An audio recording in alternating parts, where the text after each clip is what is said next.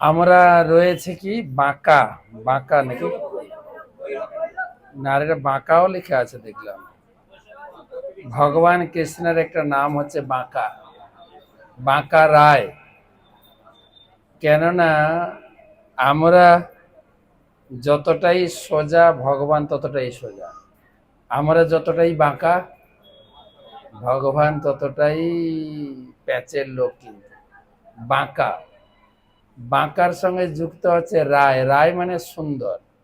ভগবান বাঁকা কিন্তু দেখতে খুব সুন্দর, সেই জন্য তার নাম বাঁকা রায়। কোথায় আছেন বাঁকা রায়? একা চক্রতে।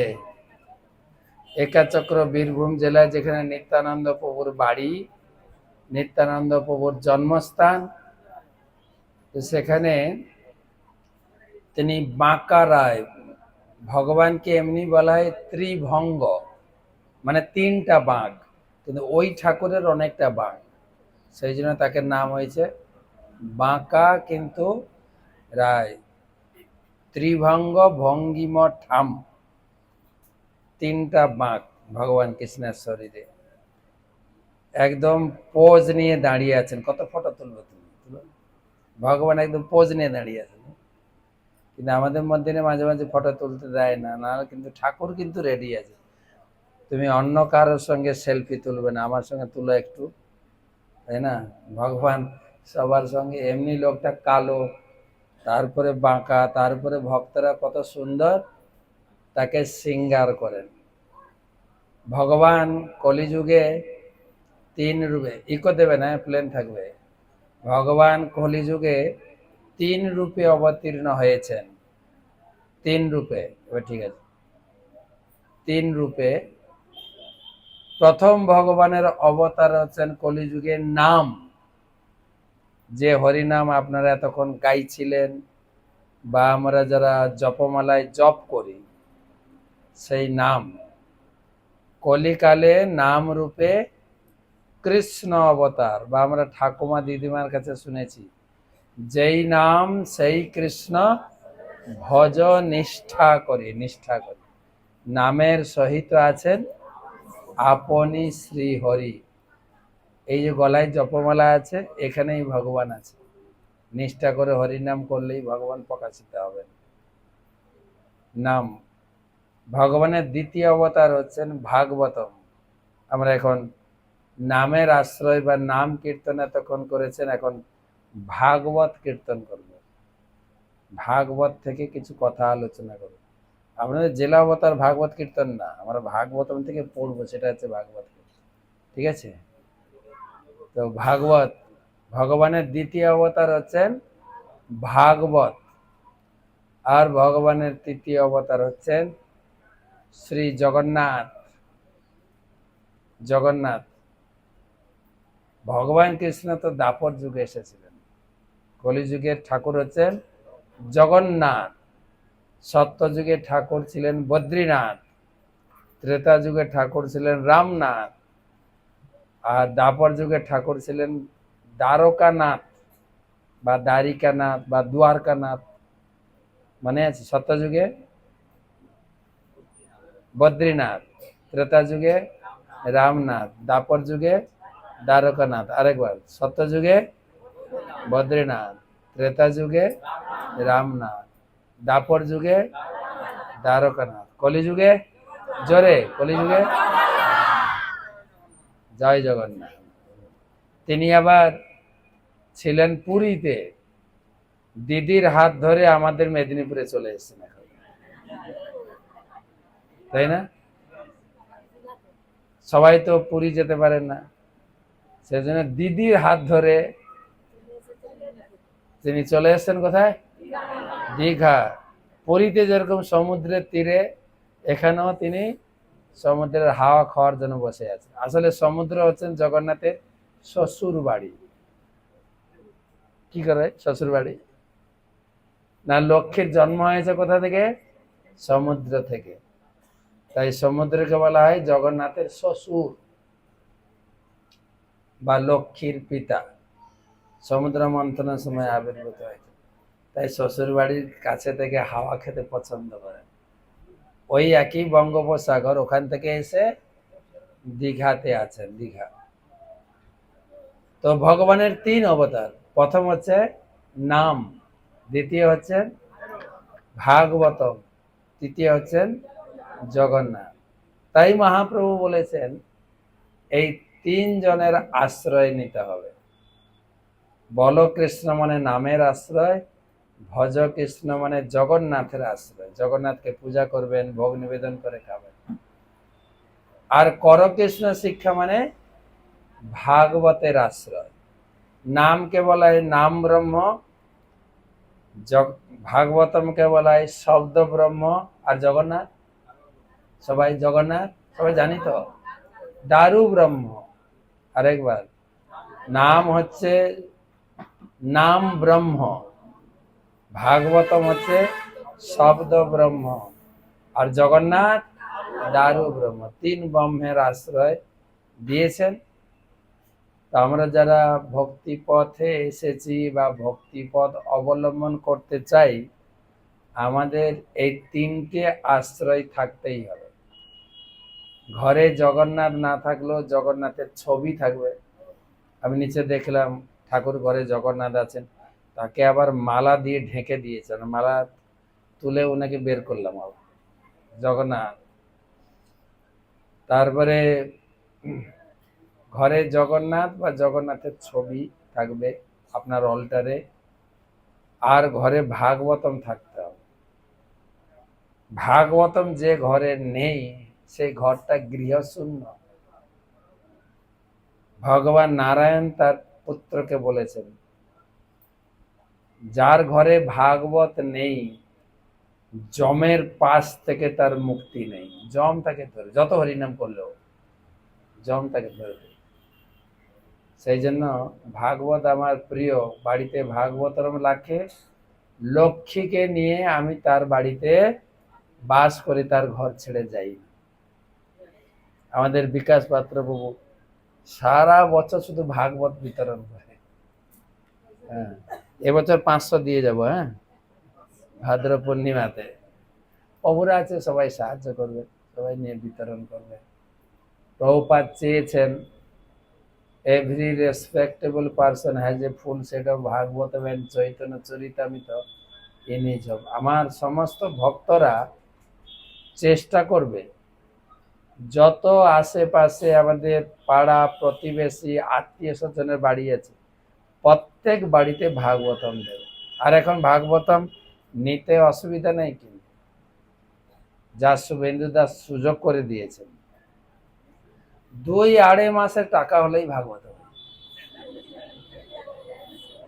প্রভুদের তো চিন্তা করতে হবে না, মা অন্নপূর্ণার ভান্ডার আর 4র্থ মাসের টাকা দিয়ে চৈতন্য চরিতামৃত কিনবে। বাস, যে টাকা সরকার দিচ্ছে একটা সৎ কাজে উপযোগ হোক নাকি। এমনি ওই টাকা না দিলেও আমাদের সংসার চলবে কিনা, চলবে তো চলবে। তা ওই টাকাটা ভালো কাজে, সব বাড়ি বাড়ি এই সুযোগে ভাগবতম আর চৈতন্য চরিতামৃত বুঝিয়ে সুঝিয়ে দিয়ে দেন। ব্যাস, প্রত্যেক বাড়িতে ভাগবতম পৌঁছে গেলে গুরু মহারাজ বলেছেন, ভাগবত থাকয়ে যে ঘরে কোনো অমঙ্গল নাহি তথাকারে, সেখানে কোনো অমঙ্গল থাকবে না। কেন? কৃষ্ণ তার বাড়িতে রয়েছে। আমরা ছোটবেলায় শুনেছি ভগবান যা করেন মঙ্গলের জন্য। বাস, কিন্তু আপনাকে মানতে হবে, না মানলে হবে না। তো যে ভগবান আমার জীবনে দুঃখ আসুক আর সুখ আসুক দুটোই মঙ্গল, তাহলে মানতে পারবেন, না হলে কি করে মানবেন? সুখের সময় মেনে নেব, হ্যাঁ এবারে ব্যবসায় খুব লাভ হয়েছে, হ্যাঁ আমার ছেলেটা চাকরি পেয়ে গেছে, মেয়েটার ভালো বর জুটেছে, তাই এটা ভগবানের কৃপা। যদি ছেলে মেয়ে একটু পরীক্ষায় ফেল করে, তখনও যদি কেউ বলে ভগবান যা করেছেন মঙ্গলের জন্য, তখন মানতে পারবেন না। জ্ঞান দিতে এসো না বেশি, আমার এত বড় ক্ষতি হয়ে গেল আর তুমি বলছো ভগবান যা করে মঙ্গলের জন্য।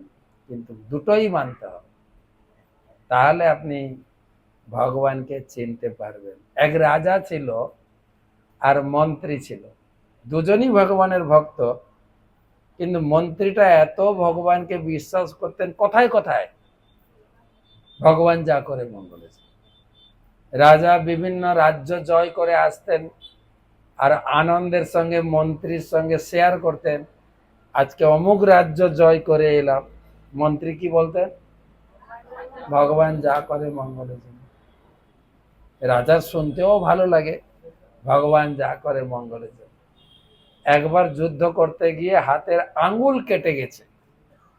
মন্ত্রীর কি উত্তর? মন্ত্রীর কাছে এসে দুঃখ কথা বলছে, মন্ত্রী মশাই আমার কি হবে, আমি তো আর জীবনে যুদ্ধ করতে পারবো না, আমার আঙ্গুলটা কেটে গেছে, এবারে তো আমাকে সবাই হারিয়ে দেবে, আমার রাজ্যটাকে ছিনিয়ে নেবে, কি হবে মন্ত্রী মশাই, আপনি একটু বলুন না আমার কি হবে, আমার ভাগ্যে কি আছে? মন্ত্রীর কি উত্তর? ভগবান যা করেন মঙ্গল।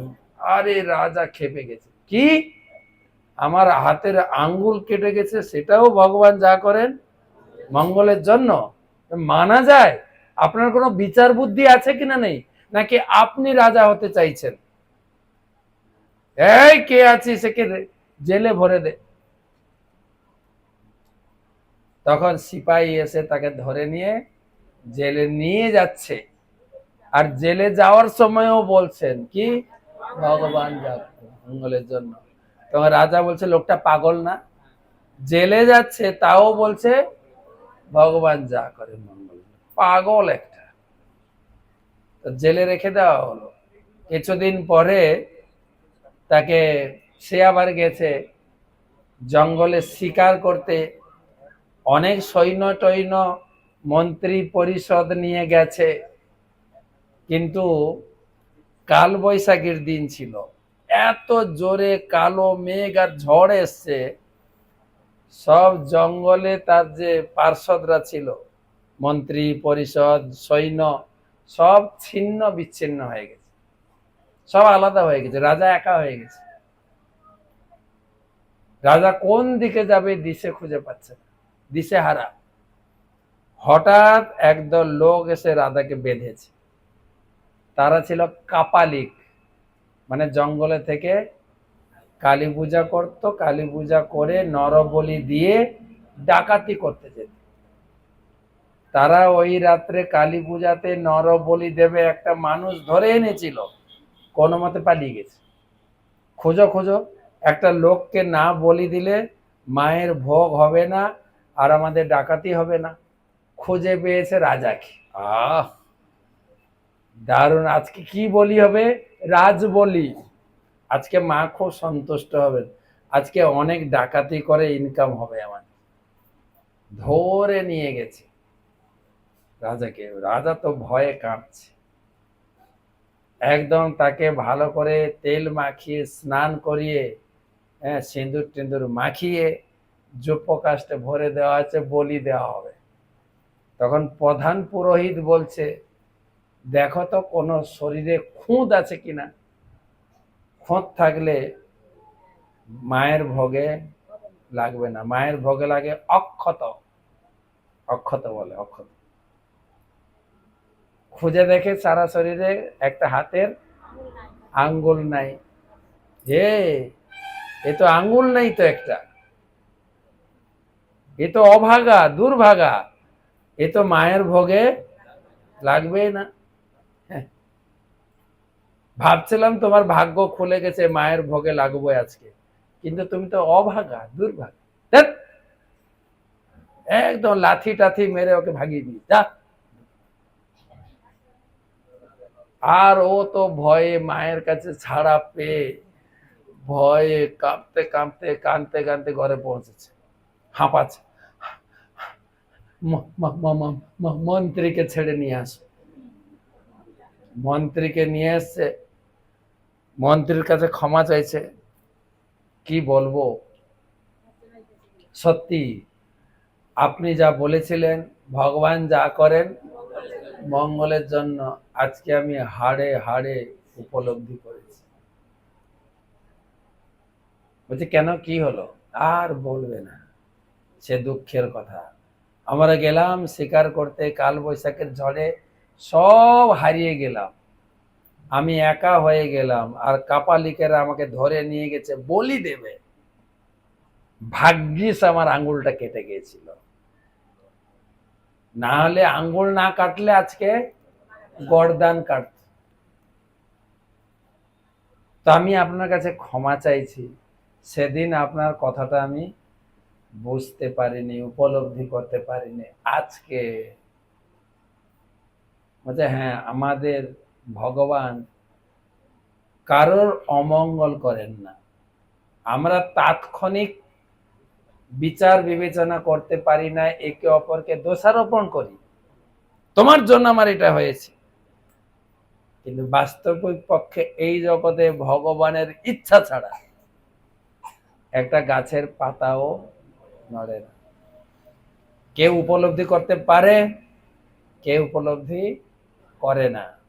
আর যে উপলব্ধি করে সে শান্তিতে থাকে, যে উপলব্ধি করে না মাথার চুল ছিঁড়ে নিজেকে নষ্ট করে, কি হবে আমার, করছে না। তো সেই জন্য ভগবান, সবাই ভগবান সুহৃদম সর্বভূতানাম, তিনি সকলের হৃদয়ে বসে আছেন। কার জীবনে কি দরকার, কি সাহায্যের দরকার, তার সামনে তার গাড়ি রেডি আছে সবসময়। গরুদেব সব মন্দিরের সামনে গরুদেব হাত জোড় করে বসে আছেন, কোথাও কোনো ভক্তের সাহায্য দরকার তিনি গাড়ি নিয়ে দৌড়াচ্ছেন।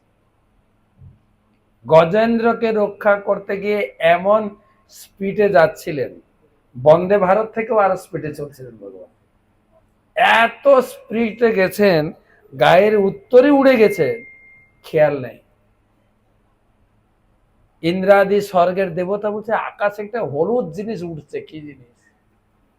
তখন ইন্দ্র বলছেন ভগবান তার ভক্তকে রক্ষা করার জন্য এত দ্রুত গতিতে গেছেন, গায়ের উত্তরে যে উড়ে গেছেন সে খেয়াল নেই। এই যে আমাদের ভগবান। তো মন্ত্রী সুযোগ পেয়ে বড় লেকচার দিয়ে দিলেন রাজাকে। রাজা খুব শান্ত হলেন। রাজার মনে একটা প্রশ্ন জাগলো, ঠিক আছে আমার আঙ্গুল কেটে গেছে, না হয় আমার মঙ্গল হলো, বুঝলাম, কিন্তু আপনাকে জেলে ঢুকিয়ে দেওয়া হলো, এতে আপনার কি মঙ্গল? আপনার তো কত কষ্ট হয়েছে। এটা আমার দুর্ভাগ্য, আমি আপনার কথা বুঝতে পারিনি, আপনাকে অকারণে জেলে পুরে দিয়েছি। কিন্তু আপনার মুখ থেকে শুনতে চাই আপনার কি মঙ্গল হলো জেলে থেকে? আর যদি ভগবানের ভক্ত হন, ভগবান আপনাকে বুদ্ধি দেবেন, কিন্তু গীতায় বলেছেন উপলব্ধি করার সুযোগ দেবেন, বুদ্ধি দেবেন। তেসাম সতত যুক্তানাম ভজতাং প্রীতিপূর্বকম, যিনি প্রীতিপূর্বক যত্ন সহকারে আমার নাম জপ করে, আমার সেবা করে, তাকে আমি বুদ্ধি দেব কোন জায়গায় কিভাবে চলতে হবে, কোন বিপদে কিভাবে চলতে হবে সব। তো মন্ত্রী বললেন, শোনেন, মন্ত্রী বলছেন দেখুন রাজা, আপনি যে আমাকে জেলে রেখে দিয়ে গেছেন এটাও ভগবানের পরিকল্পনা। আজকে যদি আমাকে জেলে না রেখে দিয়ে যেতেন আমার কি গতি হতো আপনাকে বলছি শুনুন। যদি আমি জেলে না থাকতাম বা আপনি জেলে না ভরে দিয়ে যেতেন, আপনার সঙ্গে আমিও যেতাম শিকার করতে। আপনি কখনো আমাকে ত্যাগ করেন না, আমিও কখনো আপনাকে ছেড়ে চলি না। সবাই হারিয়ে গেলেও কিন্তু আমরা দুজন হারাতাম না। ধরা খেলে দুইজনই ধরা খেতাম, তাই তো? যখন আপনার আঙ্গুল কেটে গেছে ছেড়ে দিত, তারপরে কোপটা কার গলায় পড়তো? আমার গলায় পড়তো, আমি মারা যেতাম। আপনি দয়া করে আমাকে জেলে রেখে গেছেন, ভালোই করেছে। বুঝে গেছে?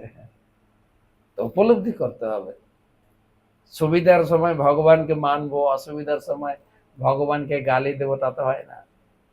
কিন্তু ভবিষ্যৎ পরিকল্পনা করে ভগবান সবাইকে মঙ্গল করেন।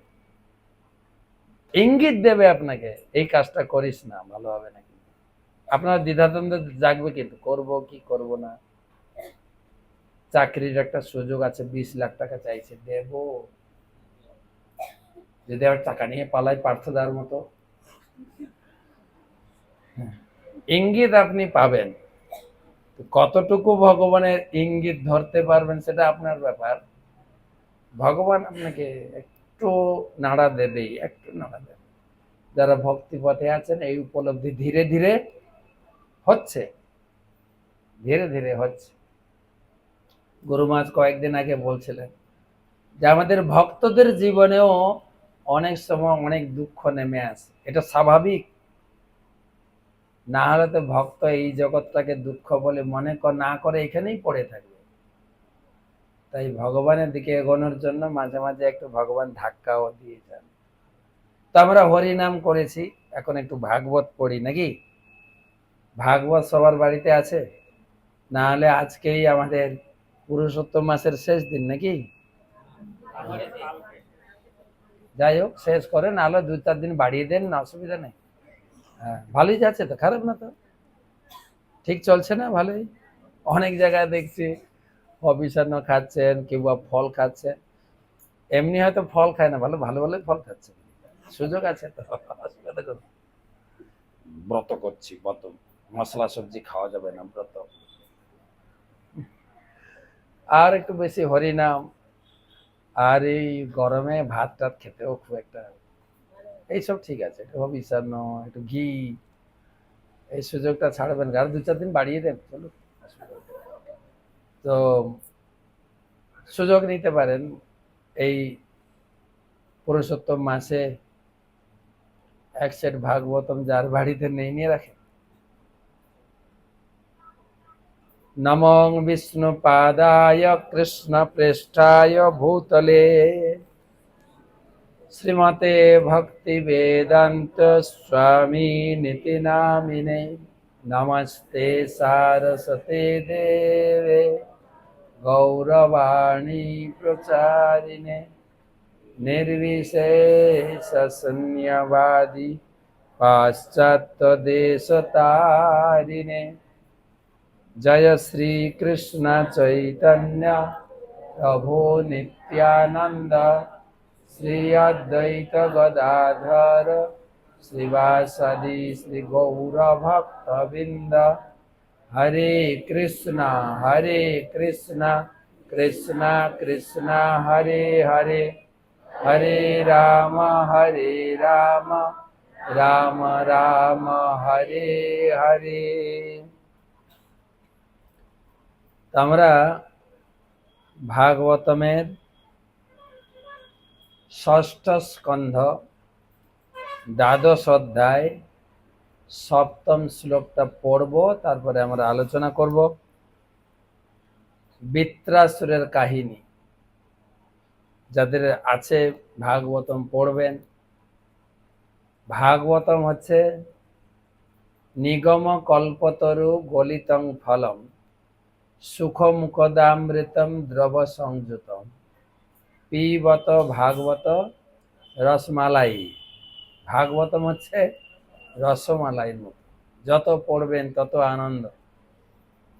আর কখন পড়বেন?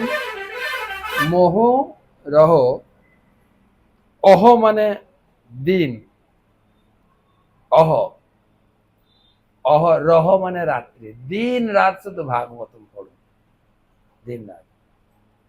তাহলে এই রসমালাইয়ের মতো টেস্ট পাবে না, আনন্দ। আর কে ভাগবতম পড়বে তার যোগ্যতা হচ্ছে রসিকা আর ভাবুকা। যে ভক্ত রসিক, নাহলে যে সবসময় মুখ গোমরা করে থাকে ও পড়তে পারবে না ভাগবত। ভাগবত পাঠককে হতে হবে রসিক, আর কি হতে হবে? ভাবুকা, ভাবুক হতে হবে, পড়ে ভাবতে হবে কি বলা হয়েছে শ্লোকে, তাহলে সে ধরতে পারে। রসিকা, ভাবুকা, আর মাঝখানে একটা কথা আছে ভুবি।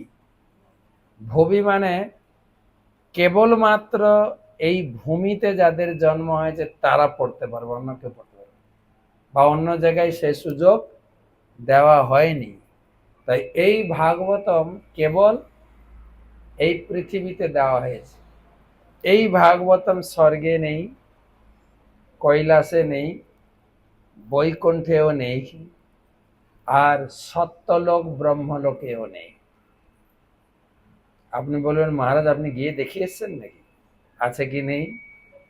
না, পুরাণে বলা হয়েছে ন সত্যে চ কৈলাসে, সত্যলোক মানে ব্রহ্মলোক, পদ্মপুরাণে ন সত্যে চ কৈলাসে, ব্রহ্মলোকেও নেই, কৈলাসেও নেই। বৈকুণ্ঠে নাস্তি অয়ম রস, এই রস, এই রসমালাই ভাগবতম বৈকুণ্ঠেও নেই। অত পিবন্তু সদ্ভাগ্যা, হে ভাগ্যবান ভাগ্যবতী, তোমাদের পৃথিবীতে জন্ম হয়েছে না, ভাগবত পড়ো। সদ্ভাগ্যা মামা মহ্যন্তি কহির্চিত, যেখানেই ভাগবত পাঠ শ্রবণের সুযোগ পাওয়া যায় ছাড়ো না, দৌড়ে দৌড়ে গিয়ে পড়ো বা শোনো। তাই কৈলাসে ভাগবতম নেই। আপনারা পরিক্রমা করেছেন নবদ্বীপ পরিক্রমা? আমাদের মধ্যদ্বীপে একটা মন্দির আছে হংস বাহন শিব। কৈলাসে যেহেতু ভাগবত পাঠ হয় না, ভাগবত পাঠ নেই, তাই শিব ঠাকুর ভাগবত শুনতে কোথায় এসেছিলেন? নবদ্বীপের মধ্যদ্বীপে এসেছিলেন। সেখানে ভাগবত পাঠ করছিলেন সুত গোস্বামী। আর সারা দুনিয়া খবর দিয়েছেন কে? টোটোতে মাইক লাগিয়ে খবর দেওয়া হয়নি, সরকারি সাংবাদিক নারদ মুনি গিয়ে সারা দুনিয়া খবর দিয়েছে ভাগবত পাঠ হবে নবদ্বীপে, চলুন ভাগবত পাঠ। আর যতজন ভাগবত পাঠ শুনে তার ভিতরে সব থেকে ভাগবত পাঠ শোনার আতুর হচ্ছেন শিব ঠাকুর। ও শুনেই তো মাথা ঘুরে গেছে ভাগবত পাঠ, আর বেরোতে শুরু করেছে ঘর থেকে সঙ্গে সঙ্গে। কোনো যোজনা নেই যে গাড়ির টিকিট বুকিং করতে হবে, বিমান ট্রেন বুকিং করতে হবে, না, নিজের গাড়ি আছে তো, নিজের গাড়ি নিয়ে ঘর থেকে বেরিয়েছেন।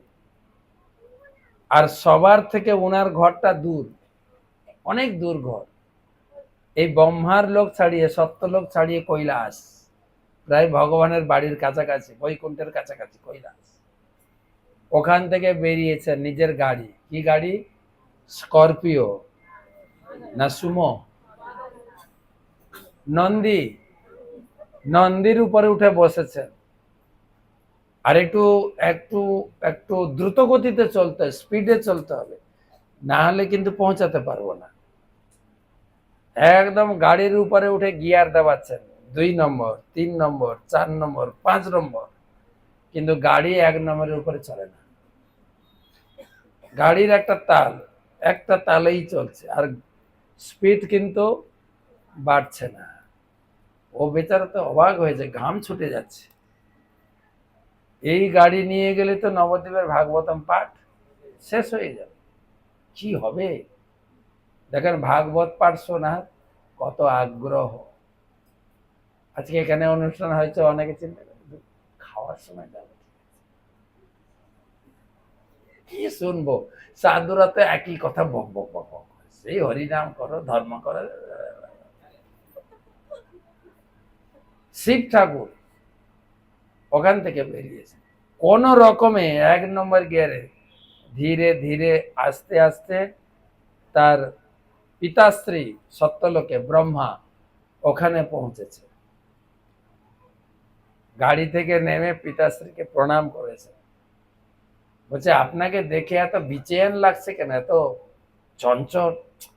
বলছে পিতাশ্রী আর বলবেন না, যা ঝামেলায় পড়েছে, যা অসুবিধায় পড়েছে। কি অসুবিধা? আপনার তো নিজের সংসার মংসার কিছুই নাই, শ্মশান মশানে থাকে, পার্বতী সংসার চালায়, আমার বৌমাটা সংসার চালায়, তুমি তো বাবা কিছুই করো না, তোমার এত চিন্তা কিসের? বলছে সে কথা নয়, সংসারের কথা হচ্ছে না, সংসার থেকে মুক্তি পাবো সেই কৌশল, সেই প্রক্রিয়া চালু হয়েছে কোথায়? নবদ্বীপে। আমি ওখানে যাব ভাগবত পাঠ শুনতে, যান, অসুবিধা কোথায়? অসুবিধাটা কি? বলছে সমস্যা হয়ে গেছে আমার গাড়িটা, গাড়িটা তো চলে না, চলে না ঠিক বলবো না, যেই তালে চলে ওই তালেই চলছে, কিন্তু ওই তালে চললে তো আমার পৌঁছাতে পারবো না নবদ্বীপে। তখন ব্রহ্মা চিন্তা করে একটা সমাধান দিলেন যে তোমার গাড়িটা আমার পার্কিং এ রাখো আর আমার গাড়িটা নিয়ে যাও। ব্রহ্মা তার নিজের গাড়ি দিয়েছিলেন শিব ঠাকুরকে ভাগবত পাঠ শোনার জন্য। কি গাড়ি? হাঁস। ব্রহ্মার বাহন হচ্ছে হংস, হাঁস। হাঁসের পিঠে এসে বসে ভাগবত পাঠে পৌঁছেছিলেন। খুব দ্রুত গতিতে এসে দেখে ভাগবত পাঠ চলছে, তিনি আর গাড়ি থেকে নামলেন না। গাড়ি থেকে নেমে বসতে সময় চলে যাবে, গাড়িতে বসেই শোনা শুরু করলেন আর বিভোর হয়ে শুনছেন। শুনতে শুনতে গাড়ির উপরেই মূর্ছিত হয়ে পড়েছেন। সেই ঠাকুর আছেন এখন, খুব জাগ্রত ঠাকুর।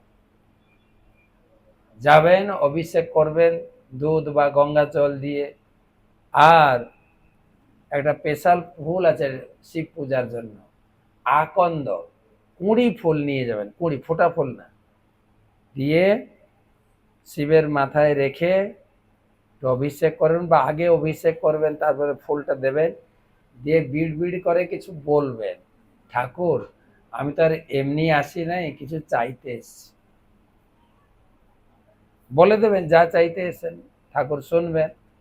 যদি আপনার চাহিদা পূরণ হয় ফুলটা ফুট করে ফেটে যাবে, ফুটে যাবে ফুল। এখনো গিয়ে পরীক্ষা করতে পারেন, ঘটছে। গরু মাছ গেছিলেন, গরু মাছের জীবনেও ঘটেছে অনেক কাহিনী। সেই শিব ঠাকুর কোথা থেকে ভাগবত পাঠ শুনতে এসেছিলেন? কৈলাস থেকে। আমাদের বিকাশ প্রভু এসছেন আমাদের সেই ক্ষীরপাই থেকে এসছেন। তো প্রশ্ন হচ্ছে সেই রস, সেই রস কেবল কোথায় আছে? এই ভূমিতে, পৃথিবীতে। আর প্রভুপাদ সেই ভাগবতমকে এত সরলীকৃত করে দিয়েছেন, ছিল সংস্কৃতে, তিনি করে দিলেন, তিনি ইংরেজিতে করেছেন, বাংলা করেছেন আমাদের পরম পূজ্য শিশুমার ভক্তিচারু স্বামী মহারাজ। এবার সরল বাংলা। আমাদের বাংলাতে দুটো ভাষা আছে, চলতি ভাষা, সাধু ভাষা। আমাদের ভাগবতম লেখা চলতি ভাষাও নয়, মিষ্টি ভাষা। একবার পড়ুন, ছাড়বে না আপনাকে, আরেকটু পড়ি না, আরেকটু পড়ি না, আরেকটু পড়ি না ভাগবতম। তো সেখান থেকে একটা শ্লোক পড়ি, যুজুৎ শতম কুত্র চিদাত তাইনম জয় সদৈকত্র নবৈ পরাত্মনাম বিনয় কমোৎপত্তি লয় স্থিতিস্বরম সর্বজ্ঞমাদ্যম পুরুষম সনাতনম। ভাগবতমে কটা স্কন্ধ আছে?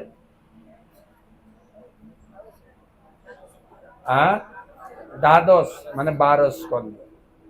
গীতাতে আছে 18টা অধ্যায়। তো ভাগবতমে দ্বাদশ স্কন্ধ বা 12 স্কন্ধ। অধ্যায় কতগুলো? 335টা অধ্যায়, গুনে গুনে একদম 335। বলা হয়েছে প্রথম স্কন্ধে তো ভাগবতম শুরু হয়নি। প্রথম স্কন্ধে কেবল ভাগবতম রচনা হলো, ব্যাসদেব তার পুত্রকে পড়ালেন পুরোটা, তারপরে তার পুত্রকে রেডি করে ছেড়ে দিলেন, গিয়ে পরীক্ষিতের রাজসভাতে তিনি ভাগবত পাঠ করবেন। তাই পরীক্ষিতের জন্ম করাতে পুরো ভাগবতম লেগে গেছে। মানে প্রথম স্কন্ধ, প্রথম স্কন্ধে 19টা অধ্যায় আছে। 19টা অধ্যায়ে মোটামুটি ভাগবত কখন লেখা হয়েছে, কে লিখেছেন, কিভাবে লেখা হয়েছে, কে লিখেছেন, আমি আমাদের বিকাশ প্রভুর বাড়িতে প্রতি বছর এসে পাঠ করি। আমাদের গণেশজি লিখেছে, গণেশ, ওখানে পাঠ হয়। তো তারপরে ভাগবতম কে লিখেছেন, কেন লিখলেন? দ্বিতীয়ত তার পুত্রকে শোনালেন। তার পুত্র হচ্ছেন শুকদেব গোস্বামী। এবারে শ্রোতা হচ্ছেন পরীক্ষিত মহারাজ। সে তখনও জন্মায়নি, তার জন্ম হলো কুরুক্ষেত্রের যুদ্ধে, তার শেষের দিকে জন্ম হলো, বড় হলো, রাজত্ব করলো, অভিশাপ পেল, 7 দিনের ভিতরে তার মৃত্যু হবে। তখন রাজ্যপাট ছেড়ে গঙ্গার তীরে গিয়ে বসলেন, তারপরে ভাগবত পাঠ। ভাগবত পাঠের একটা বয়স চাই, কিন্তু ঠিক যখন বয়স হবে, ঘর থেকে যখন ধাক্কা পাবো, ছেলে বৌমাও দেখবে না, স্ত্রীও খুব একটা, তখন লাস্টে বন্ধু হচ্ছে ভাগবত।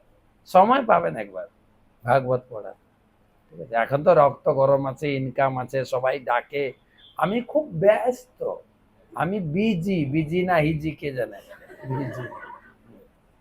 সময় দেবে ভগবান। তো এটা হলো প্রথম স্কন্ধ।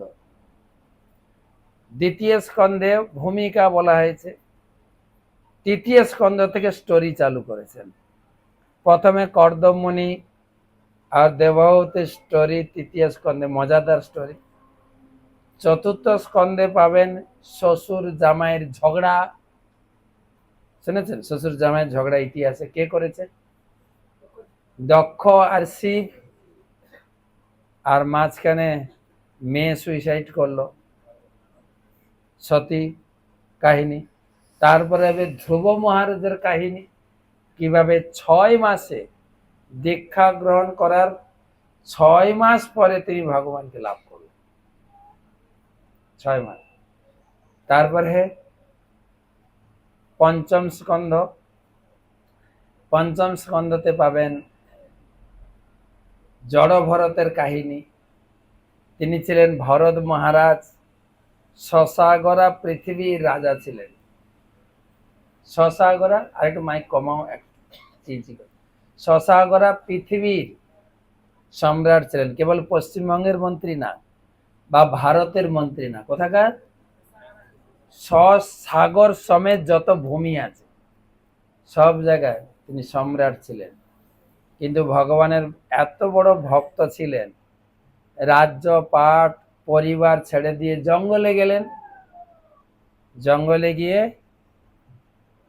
তিনি নদীর তীরে একটা কুটির বেঁধে ভজন করতেন। একটা হরিণ শিশুর প্রতি আসক্ত হয়ে তার সেই জীবন ভজনে পতন হয়ে গেল। পরিবার ছেড়ে চলে গেলেন, আসক্তি হয়ে গেল কোথায়? হরিণ। সব ছেড়ে যেতে পারে, এই হরিণকে ছাড়া যাবে না। হরিণ মানে হরিণ নয়, অনেক কিছু বোঝায়। তো হরিণ শিশুর প্রতি আসক্ত হয়ে মৃত্যুবরণ করলেন। কি জন্ম পেল? হরিণ। তার পরের জন্মে ব্রাহ্মণ ঘরে জন্ম হলো। তিনি ছিলেন জড়। জড় মানে কথা বলতেন না, কারোর সঙ্গে মেলামেশা করতেন না, কেউ কিছু বললে উত্তরই দিতেন না, জড়বৎ। জড়বৎ, সেই জন্য তার নাম জড় ভরত। সেই জীবনে তিনি কিভাবে ভগবানকে লাভ করলেন তার কাহিনী, এবং সেই ভরতের নাম অনুযায়ী আমাদের দেশের নাম হলো ভারতবর্ষ, নাহলে আগের নাম ছিল ইলাবৃত্তবর্ষ, ভারতবর্ষ। সেই কাহিনী পঞ্চম স্কন্ধে। এখন আছি ষষ্ঠ স্কন্ধে। যারা আমার ধারাবাহিক ক্লাস শুনেন প্রতিদিন, সেখান থেকে পড়ছি। ষষ্ঠ স্কন্ধে প্রথমের দিকে আমরা পড়েছি অজামিলের কাহিনী, কিভাবে ছেলের নাম কি রেখেছিলেন? নারায়ণ রেখে উদ্ধার পেয়ে গেল। তাই ভাগবতমে শিখিয়েছে ছেলে মেয়ের নাম ঠাকুর দেবতাদের নাম রাখতে। সারাদিন কাজের ব্যস্ততার মধ্যেও ছেলে মেয়েকে ডাকতে ডাকতে আপনি উদ্ধার পেয়ে যান। ছেলে মেয়ে, যেরকম এই পুরুষোত্তম মাসের সময় গুরু মহারাজ বলেছিলেন সবাই তোমরা গঙ্গা স্নান করবে। যাদের বাড়ি গঙ্গার পাড়ে তারা তো স্নান করবেই, আর যাদের বাড়ি গঙ্গা থেকে দূরে কি করবে, 3 বার স্নান করার সময় উচ্চারণ করবে গঙ্গা, জোরে গঙ্গা গঙ্গা গঙ্গা। আপনি মাথায়, আপনার মাথায় গঙ্গা জলই পড়বে। আর যদি মেয়ের নাম গঙ্গা রাখেন, সব সময় ঢাকতে থাকবে কৃষ্ণ গোবিন্দ মুকুন্দ, সে নারায়ণ রেখে উদ্ধার হয়ে গেল। আপনিও যদি আপনার নাতি নাতনির নাম নারায়ণ নারায়ণী নাম রাখুন, মুকুন্দ গোবিন্দ রুক্মিণী রাধারানী নাম রাখেন, ডাকতে ডাকতে যদি একটু উদ্ধার হতে পারে। হ্যাঁ, গত কয়েকদিন আগে আমরা ছিলাম পূর্ব মেদিনীপুরে, শ্রীপুর পানিপাড়ের ভিতর। বলছে আমার ছোট মেয়েটার নাম রেখেছি রাধিকা। কেন রাখলেন? না, ভাগবতম পড়েছি, নারায়ণের নাম উচ্চারণ করে অজামিল উদ্ধার হয়ে গেল। যদি রাধিকা রাধিকা রাধিকা বলুন, রাধিকা রাধিকা রাধিকা রাধিকা রাধিকা রাধিকা ডাকতে ডাকতে যদি উদ্ধার হয়ে যায়, আমি যে আপনার উদ্ধার হয়েই গেছে। বলে আমার বড় মেয়ে যখন হলো তখন ভক্ত ছিলাম না, এখন পড়ে পড়ে বুঝতে পারছি। বড় মেয়ের নামটা একটু দিয়ে দেন না। এমন এখন না, যদি এখন দীক্ষা নাও এখন দিয়ে দেবো। বুঝো না, আমি এখন দীক্ষা নেবো না, তাহলে পরে নিও, ঠিক আছে? দীক্ষার সময় নাম পরিবর্তন করে দেওয়া। কেন? যদি গুরু মহারাজ যে ছেলে মেয়ের নাম ঠাকুর দেবতাদের নাম আছে, বাবা মা রেখেছে, সেই নামগুলো গুরু মহারাজ পরিবর্তন করেন না। আর যাদের নাম আছে পচা খুচা নিচা, পচা নামকে পরিবর্তন করে গুরু মহারাজ নাম রাখলেন পঞ্চানন গৌর দাস। পচা থেকে হয়ে গেল পঞ্চানন গৌর। সুন্দর সুন্দর নাম না যারা দীক্ষা পেয়েছে। তো সেই অজামিলের কাহিনীর পরে এলো বৃত্রাসুরের কাহিনী। বৃত্রাসুর এবং ইন্দ্র। বৃত্রাসুর ইন্দ্রকে আক্রমণ করেছে। তখন দেবতারা ভগবানকে প্রার্থনা করছে, ত্রাহি ত্রাহি। ভগবান বিষ্ণুর স্তুতি করেছেন। ভগবান বিষ্ণু এসে গেছেন। এসে ভগবান সেই বৃত্রাসুর দেবতাদের যে অসুর, তাকে বধ করলেন না। ভগবান কি করলেন? বৃত্রাসুরকে কিভাবে মারতে পারবে তার একটা পরিকল্পনা দিলেন। বলে তোমরা করো। আমাদের ছিল সুবক স্বামী গুরু মহারাজ বলেন ক্লাসে, সবাই বলে মহারাজ আমাকে কৃপা করুন। আরে কৃপা মানে কি জানো? করে পাও, করো, তুমি কিছু করো, আমি তোমার হয় অসুর বধ করো আর তুমি আনন্দ পড়তো না। তুমি নিজে খেটে কষ্ট না করলে কষ্ট করো। এখান থেকে যাও, দধিচি মুনি তিনি সেই নৈমিষারণ্যে তপস্যা করছেন, তার কাছে গিয়ে তার দেহটা চাইবে। কি বলবে?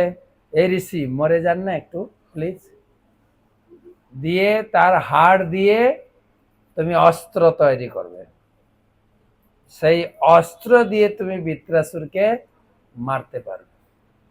সেই কাহিনী চলছে। দধিচি মুনির কাছে গিয়ে বলেছে আমরা খুব বিপদে পড়েছি, দয়া করে আপনি মারা যান না প্লিজ, আপনার হাড় দিয়ে আমরা অস্ত্র বানাবো। মুনিও খুশি হয়ে গেছেন, বলে এই দেহ তো একদিন না একদিন মারা যাবেই, তার থেকে যদি ভালো কাজে লাগে তো ছাড়বো কেন? আপনারা সামনে বসুন, একটু হরিনাম করুন, হরিনাম করতে করতে আপনাদের সামনেই দেহত্যাগ করবে। করলেন তাই। তো সুন্দর কাহিনী। তারপরে তার হাড় দিয়ে ইন্দ্র বজ্র তৈরি করেছেন, যুদ্ধক্ষেত্রে নেমে গেছেন। বজ্র আছে হাতে, সাহস আছে, এসে বৃত্রাসুরকে আক্রমণ করেছেন। কিন্তু বৃত্রাসুরও এত বড় লড়াকু নেতা ছিল, গদা উঠিয়ে এমন দিয়েছে, ইন্দ্রের গাড়ি হ্যাঁ সুমো, ঐরাবত হাতি, এমন একটা গদার বাড়ি দিয়েছে হাতির মাথায়, হাতিটা ইন্দ্রকে নিয়ে 10 বার আকাশে চক্কর খেয়েছে, একদম 10 গজ দূরে পড়েছে। সেখান থেকে ইন্দ্র ভয় পেয়ে গেছে, বিশাল ভয় পেয়ে গেছে, অস্ত্র মনে হয় কাজ করবে না মনে হয়। তো সেইখান থেকে এই অধ্যায় শুরু হয়েছে। আচ্ছা ইন্দ্র, ভয় পেয়ে গেলে হবে না, তো যুদ্ধ করতে এসছো, লড়াই করো, লড়াই লড়াই লড়াই চাই, লড়াই করে আমি এসছি লড়তে। আর এই ভবিষ্যৎবাণী আছে, তোমার হাতে আমার মৃত্যু হবে। এটা কার ভবিষ্যৎবাণী, কার পরিকল্পনা? স্বয়ং ভগবানের পরিকল্পনা। তুমি এই অস্ত্রের উপরে সন্দেহ করছো কেন? এটা, এই অস্ত্র বিফল যাবে না, তুমি আমার উপরে প্রয়োগ করো, আমি মৃত্যুর জন্য রেডি আছি, চালাও আমার উপরে। সেখানে বলছেন, হে ইন্দ্র, আমি ভক্তা পরমেশ্বর ভগবান ব্যতীত কাউকেই বিজয়ী বলে মনে করি না। যুদ্ধ আমরা করব, হার জিত একটা আসবেই। দুজন তো জিতবে না, দুজন হারবে না, একজন জিতবে একজন হারবে, ঠিক না? তো এখানে তো তোমার জয় হবে, আমার জয় হবে না, কিন্তু আমি তো মরবই, তো পরিকল্পনা করাই আছে, তো তুমি ভয় খাচ্ছ কেন? আর এটাও ঠিক, তোমারও বিজয় হবে না। কেন? এই জগতে বেঁচে থাকাটা বিজয় বলা হয় না। আমি বরং মৃত্যুবরণ করে ভগবত ধামে চলে যাব, আমি নিশ্চিত। আমি মৃত্যুবরণ পরে ভগবত ধামে যাব, তুমি ফেল হবে।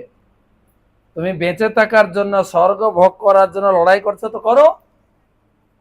আচ্ছা বলুন তো, অনেক সময় আমাদের ভিতরে কথা বেরোয় না, মরলে না বাঁচি? বলেন তো, শুনেছেন কখনো? যা কষ্ট, যা জ্বালা যন্ত্রণা, মরলে না। আর ইন্দ্র তো থাকতে চাইছে, কিন্তু বৃত্রাসুর জানে আমি এই মৃত্যুর পরে আমি ভগবত ধামে যাব, আমি তো কোনো অসুবিধা নেই। তাই এই জগতে হার জিত চিন্তা না করে কর্তব্য পালন করো, যুদ্ধ করো, করো, লড়াই করো, লড়াই করতে এসছি, লড়াই করব, লড়াই করো। কেবল ভগবান বিজয়ী হয়েন সব সময়, আর আমাদের যে কখনো কখনো বিজয়, কখনো কখনো হার, এগুলো আমাদের কপাল, ত্রিগুণের দ্বারা হয়। ভগবান সৃষ্টি স্থিতি প্রলয়ের কারণ, তিনি সর্বজ্ঞ।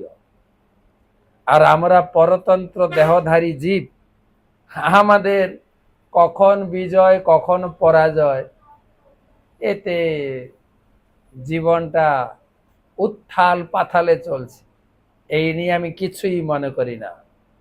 বুকের পাটটা থালকে আমার সঙ্গে লড়াই করো, করো লড়াই। ইন্দ্রকে উৎসাহ দিচ্ছে, প্রোৎসাহন করছে, আসো।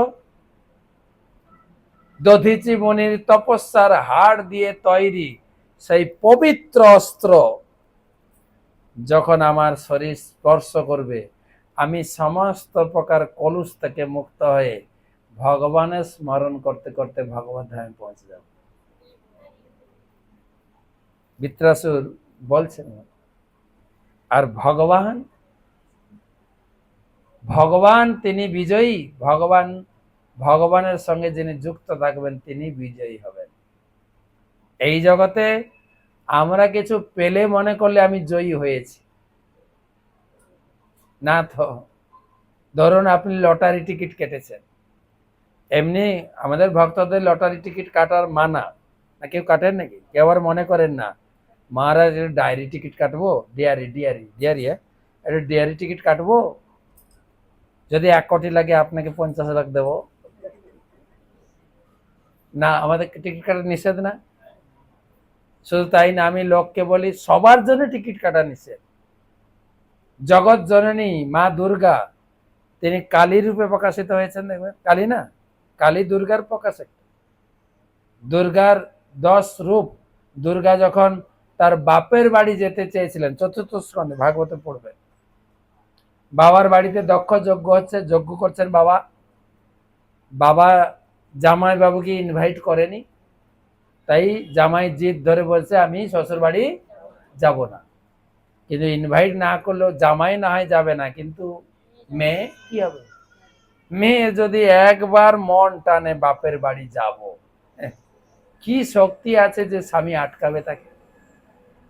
সেই কাহিনী পড়বেন, সংসারের কাহিনী, কিভাবে সতী একটার পর একটা যুক্তি দেখাচ্ছে। হ্যাঁ গো, সব বাড়িতে নেমন্তন্ন লাগে? লাগে? আরে আমরা তো বাবার নিজের লোক, কিনা বলো? আমাদেরকে নিমন্ত্রণ করতে লাগবে? লোকে বলে না অনেক সময়, আপনি বলবেন তো তোমার বাড়িতে অনুষ্ঠান আছে তুমি ডাকলে না তো, এই নিজের লোককে কেউ ডাকে? আর তুমি তো আসবেই, জানি তুমি আসবে, বলে না? তো পার্বতী সত্যি বলছেন, বাবার বাড়িতে অনুষ্ঠান নেমন্তন্ন লাগে? চলো না প্লিজ, চলো। কি গো, চলো না প্লিজ।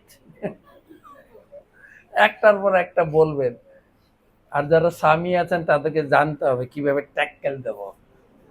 যখন বাপের বাড়ি যাওয়ার মন উঠে, কত যে যুক্তি, কত যে ফাঁদ, ও অনেক কিছু করেও শিবকে টলাতে পারেন। শিবও যুক্তি খণ্ডন করেছেন। যারা বিয়ে করেছেন বা করেননি আগে ওটা পড়েন, তারপর বিয়ে করতে যায় না, ঠিক আছে? নাহলে কিন্তু মুশকিল হয়ে যাবে। চতুর্থ স্কন্ধে দ্বিতীয় অধ্যায় থেকে সপ্তম অধ্যায়, 7টা অধ্যায়, 7টা না কটা হলো, 5টা অধ্যায়, 5টা অধ্যায় কো রসিয়ে রসিয়ে সুখদেব গোস্বামী বর্ণনা করেছেন। তো লাস্টে ঘর থেকে বেরিয়ে যায়, ঢুকে আসে, তেটার মানে বেরিয়ে যায়। শিব বসে বসে দেখছেন কি করে, দেখি বউটা বেরিয়ে যায়, আবার ভয়ে আসে যদি আসলে না নেয়। কেন? 5 জন্ম তপস্যা করে স্বামীকে পেয়েছেন, স্বামীর প্রতি একটা বিশেষ শ্রদ্ধাও আছে। আর এদিকে বাবার বাড়ি যাওয়ার জন্য মনটাও চলে যায়, দুটো মিশে গেছে, শ্রদ্ধা আর এদিকে স্বামীর উপরে রাগ, দুটো মিশছে।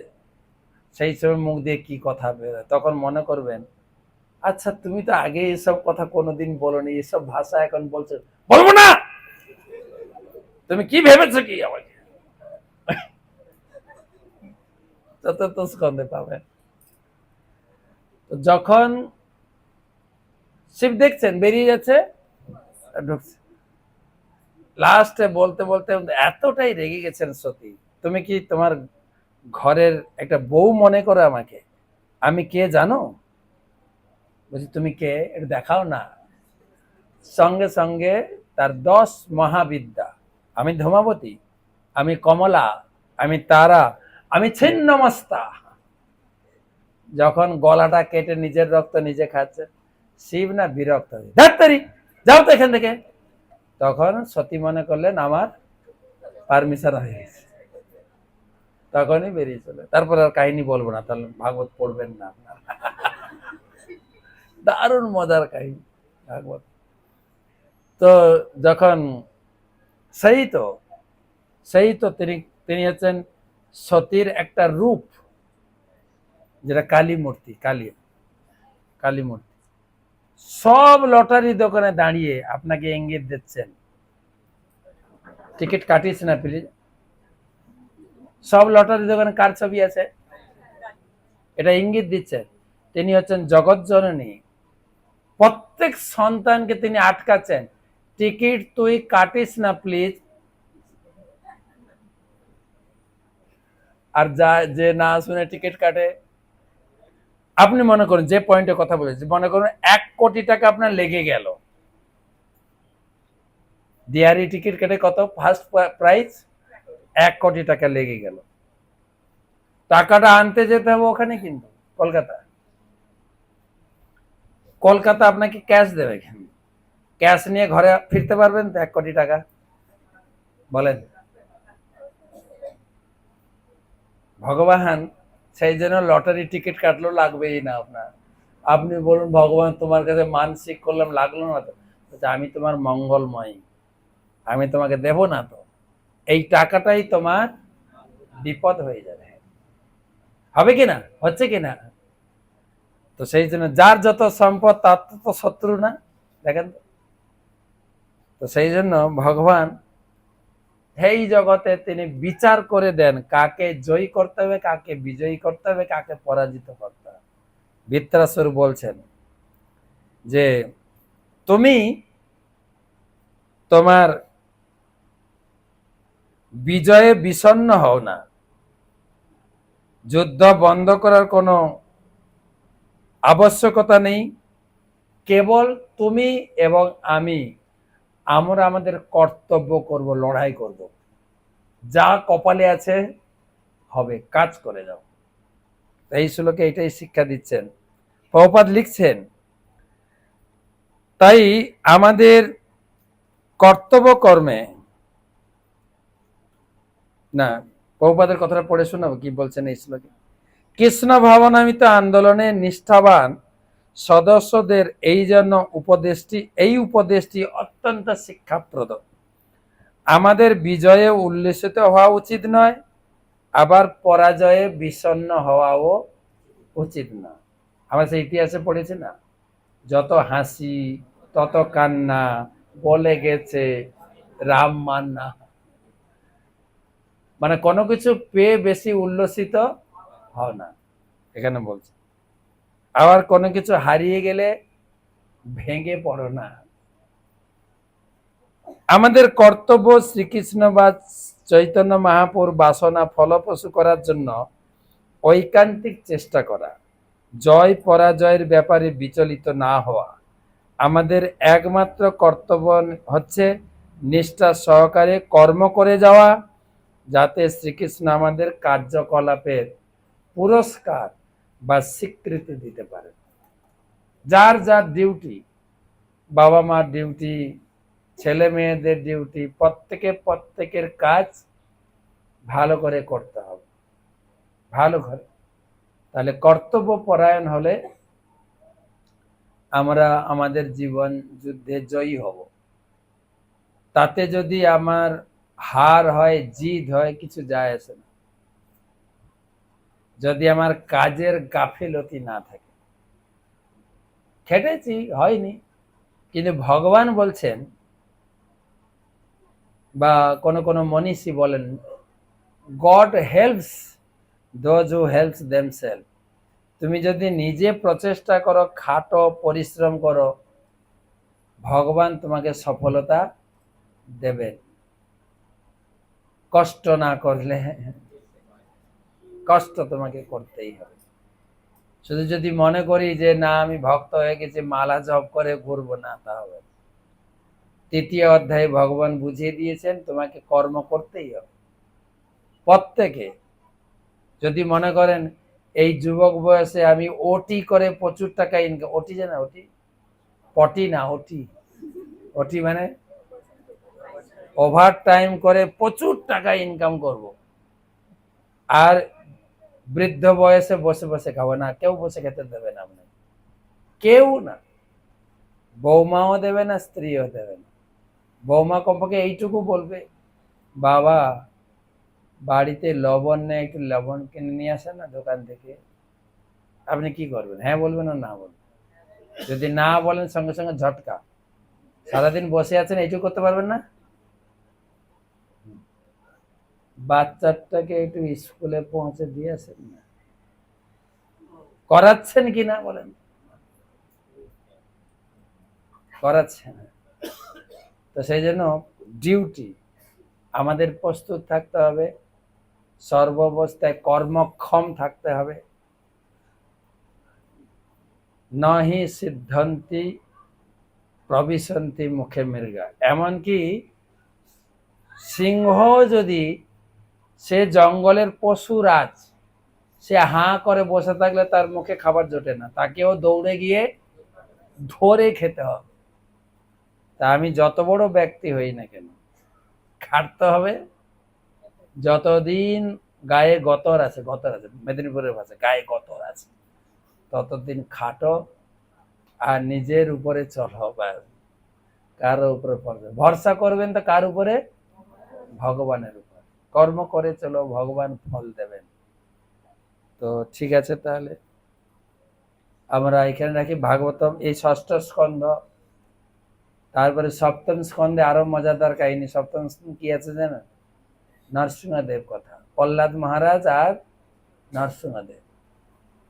অষ্টম স্কন্ধে যাবেন, সমুদ্র মন্থন আর অমৃত খাবেন, অমৃত। নবম স্কন্ধে রাম কথা, ভগবান রামচন্দ্র, যজাতি মহারাজ, সুন্দর কাহিনী যজাতি মহারাজ। এবং দশম স্কন্ধে কেবল কৃষ্ণ লীলা, 90টা অধ্যায়, সব থেকে বড়। একাদশ স্কন্ধে ভগবান কৃষ্ণের এই জগৎ থেকে বিদায়, যদুবংশ ধ্বংস, বা আমরা যে গেলাম দ্বারকা, দ্বারকার কাহিনী সব একাদশ স্কন্ধে। আর দ্বাদশ স্কন্ধে ভাগবতের মাহাত্ম্য, ভাগবত ঘরে রাখলে কি লাভ, ভাগবত ডেলি পড়লে কি লাভ, ভাগবত কাউকে দান করলে কি লাভ, এই ভাদ্র পূর্ণিমাতে এগুলো আলোচনা হবে। কেউ যদি বাড়িতে ভাগবতম রাখেন, স্বয়ং নারায়ণ বলছেন তার পুত্রকে, নারায়ণের ছেলেকে, নারায়ণের ছেলে ব্রহ্মা, লক্ষ্মীর ছেলে না, এটা নারায়ণ থেকে জন্ম। ব্রহ্মাকে বলছেন, হে ব্রহ্মা, যে বাড়িতে ভাগবতম থাকে সেই বাড়িতে সমস্ত দেবতারা সহ লক্ষ্মী নারায়ণ আমরা থাকি, সমস্ত দেব দেবতা সুরবন্দিতা শ্লোকে বলা হয় ভাগবত। কেউ যদি নিয়মিত ভাগবতম পড়ে, কেউ যদি নিয়মিত ভাগবতম পড়ে বা শোনায়, শুনে, ভগবান বলছেন তাকে আমি কখনো ত্যাগ করি না। সদ্য হৃদি অবরুদ্ধতি অত কৃত্রিবী শুশ্রূষবি তৎক্ষণাৎ। কেউ যদি নিয়মিত ভাগবত পড়ে বা শুনে, তার হৃদয় থেকে আমি কখনো পালিয়ে যাই না, ভগবান নিজে বলছে। সদ্য হৃদি অবরুদ্ধতে, তার হৃদয়ে অবরুদ্ধ হয়ে থেকে যাই আমি, ভগবান। আর কেউ যদি ভাগবতম দান করে, বলে দেবো দান করে, আমরা তো দান নিই, এবার দান করা শিখুন। দান করে পৌষ্টপদ্যম, এই শ্লোক নাম্বারও বলে দিচ্ছি, ভাগবতম পড়বে 12, 13, 13 শ্লোক। কত শ্লোক? 12 স্কন্ধ, 13 অধ্যায়, 13 নম্বর শ্লোক, 12, 13, 13। পৌষ্টপদ্যম, পৌষ্টপদ্যম মানে ভাদ্র পূর্ণিমা। পৌর্ণমাস্যম হেম সিংহ সমন্বিতম দদাতি য ভাগবতম সজাতি পরমং পদম। ভাদ্র পূর্ণিমা, এবছর ইংরেজি ক্যালেন্ডারে ডেট পড়েছে 26শে সেপ্টেম্বর, ডেটও বলে দিচ্ছি। অনুষ্ঠান শুরু হবে 21 তারিখ থেকে, 26শে সেপ্টেম্বর ভাদ্র পূর্ণিমা। তো ওই তিথিতে কেউ যদি কোনো একজন শুদ্ধ বৈষ্ণবকে 1 সেট ভাগবত দান করেন, স্বজাতি পরমং পদম, তিনি বৈকুণ্ঠ লাভ করবেন। কত নম্বর শ্লোক বললাম? 12, 13, 13, 12, 13 মনে রাখার সুবিধা না? 12, আপনি গিয়ে মিলিয়ে দেখবেন তো এই শ্লোকটা আছে না, মহারাজ কোত্থেকে বললো। 13, 13 ওখানে পড়বেন, প্রভুপাদ লিখেছেন। তাৎপর্য, পূর্ণিমার রাত্রিতে কেউ যদি 1 সেট ভাগবতম কাউকে দান করে, সে পরম পদ লাভ। আর ওই দিন প্রচুর ভাগবত দান করে। গত বছর এক ভদ্রলোক, তিনি 108টা ভাগবত বলেন পুরো দান করব না, যাদের কেনার সামর্থ্য নেই, হ্যাঁ, তারা কিছু টাকা দিক, আমি কিছু টাকা দিই, নিজে হাতে দান করলেন। আর গরু মাছও চান, গরু মাছ চেয়েছেন, এবারে ব্যাস পূজার আগের দিন আমাকে বলছেন, গরু মাছের এই দানগুলো আমি কালেকশন করি, আমার কাছে থাকে, তোমার কাছে কত ভাগবত আছে? আমরা গরু মাছ এখনো প্রায় 450-র উপরে দান ভাগবত আমার কাছে আছে। গরু মাছ একটা আন্দাজ করছিলেন, এই বছর একটা সুযোগ আসবে, আমরা সমস্ত এমপি আর এমএলএদেরকে ভাগবতম দেব। গরু আগে থেকে জানতে পেরেছিলাম, তো আমরা এই পরিকল্পনা করব, গুরুমাজ আমেরিকায় আছেন, ফিরলে প্রত্যেক এমএলএ এমপির বাড়িতে, বিশেষ করে সনাতন ধর্মী যারা মানে হিন্দু যারা, সে যে বর্তমান যারা এমএলএ এমপি আছেন বা আগের পার্টির যারা আছে, আমাদের দেখবো কত ভাগবতম আছে, এক সেট ভাগবতম, একটা চৈতন্য চরিতামৃত, একটা গীতা, প্রভুপাদের জীবনী, ভক্তের সমিতি, এই কটা বই সিলেক্ট হয়েছে। গুরুমাজ এলেই আমরা, আপনাদেরকেও কাজে লাগবে, আপনাদেরকে সঙ্গে নিয়ে, কেননা আপনারা চেনেন লোকাল যারা বিধায়ক সাংসদ আছেন তাদেরকে দেওয়া হবে। আমি গুরুমাজকে বললাম, তাহলে আমরা পয়সা নেব তাদের কাছ থেকে না ফ্রি দেব, কেননা এই বইগুলো তো দান হয়ে গেছে, এগুলো লোকে অলরেডি দান করে দিয়েছে, আমরা তো বিক্রি করতে পারবো না। বলছে ফ্রিও দেওয়া যাবে না। তাহলে বলে সবার কাছ থেকে 1 টাকা করে নেবে। কত? তো এটা একটা যোজনা আছে। তারপরে কালকে বলছিলাম আরেকটা যোজনা আমরা আলোচনা করা শুরু করেছি, প্রত্যেকটা স্কুল এবং কলেজ আমরা গীতার প্রতিযোগিতা করার একটা পরিকল্পনা চলছে। তো এটা একটা দীর্ঘমেয়াদী কাজ, অনেক দিনের। তো এই দুটো কাজ, এই বর্তমান সরকার থাকতে থাকতে আমরা স্কুলে যত আমাদের হিন্দু ছেলে মেয়ে আছে 8 ক্লাস থেকে কলেজ পর্যন্ত, গ্র্যাজুয়েশন এই পর্যন্ত আমরা তাদেরকে গীতার জ্ঞান পৌঁছে দেওয়ার পরিকল্পনা করছি। তো আপনাদেরকে জানাবো, আপনাদের সাহায্য লাগবে, আপনাদের দিয়ে করবো আর কি। হরে কৃষ্ণ, ধন্যবাদ।